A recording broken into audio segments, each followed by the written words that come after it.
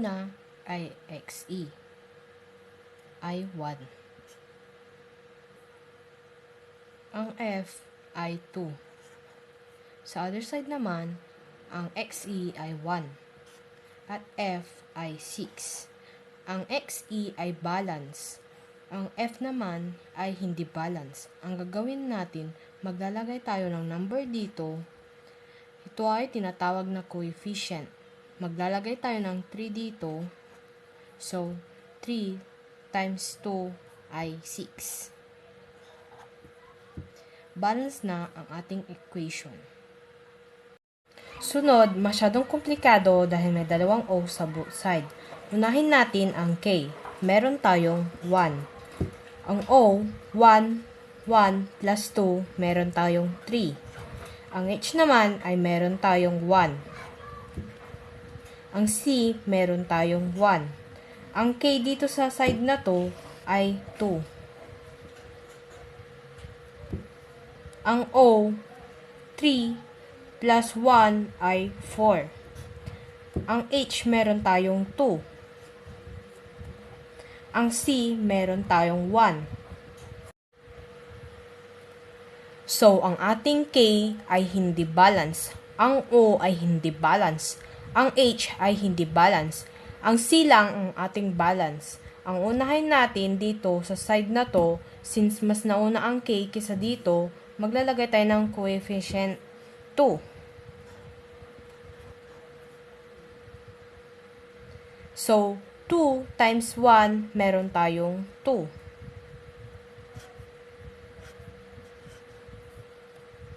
Balance na ang ating K. Sa O naman, 2 times 1 plus 2, we have 4. Sa H naman ay 2 times 1, magiging 2. Balance na ang ating equation. Next, ang huling medyo madali.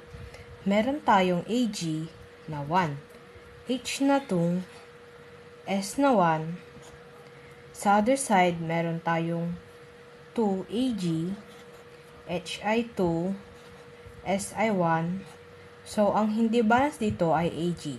Maglalagay tayo ng coefficient sa left side. Maglalagay tayo ng 2.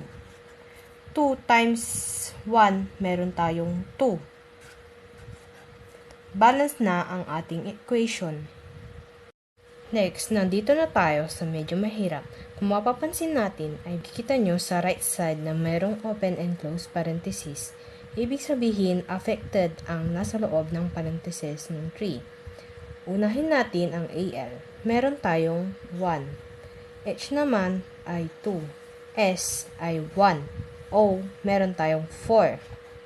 Sa other side naman ay meron tayong 2 sa AL. Sa H meron tayong 2. S, 1 times 3 meron tayong 3. Sa O, 4 times 3 meron tayong 12. Ngayon, ibabalance na natin ang equation.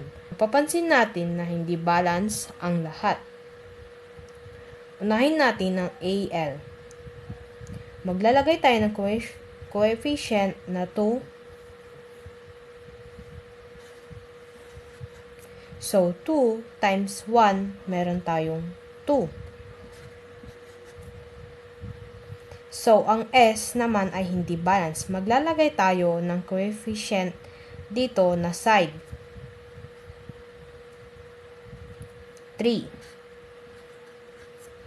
3 times 2 sa H, meron tayong 6.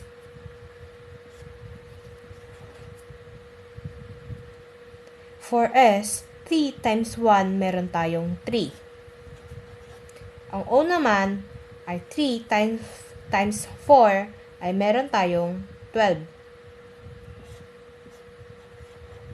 Pansinin natin na hindi balance ang H. So, maglalagay tayo ng coefficient sa right side. Ng 3. 3 times 2 ay 6. So, balance na ang ating equation. Next, nandito na tayo sa medyo mahirap. Kung mapapansin natin, ay kikita nyo sa right side na mayroong open and close parenthesis. Ibig sabihin, affected ang nasa loob ng parenthesis ng 3. Unahin natin ang AL. Meron tayong 1. H naman ay 2. S ay 1. O, meron tayong 4. Sa other side naman ay meron tayong 2 sa AL. Sa H meron tayong 2. S, 1 times 3 meron tayong 3. Sa O, 4 times 3 meron tayong 12. Ngayon, ibabalance na natin ang equation. Papansin natin na hindi balance ang lahat. Unahin natin ang AL. Maglalagay tayo ng coefficient na 2. So, 2 times 1, meron tayong 2. So, ang S naman ay hindi balance. Maglalagay tayo ng coefficient dito na side. 3.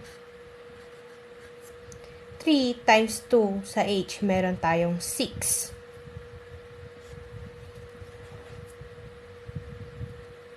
For S, 3 times 1, meron tayong 3. Ang O naman ay 3 times 4 ay meron tayong 12. Pansinin natin na hindi balance ang H. So, maglalagay tayo ng coefficient sa right side. Ng 3. 3 times 2 ay 6. So, balance na ang ating equation.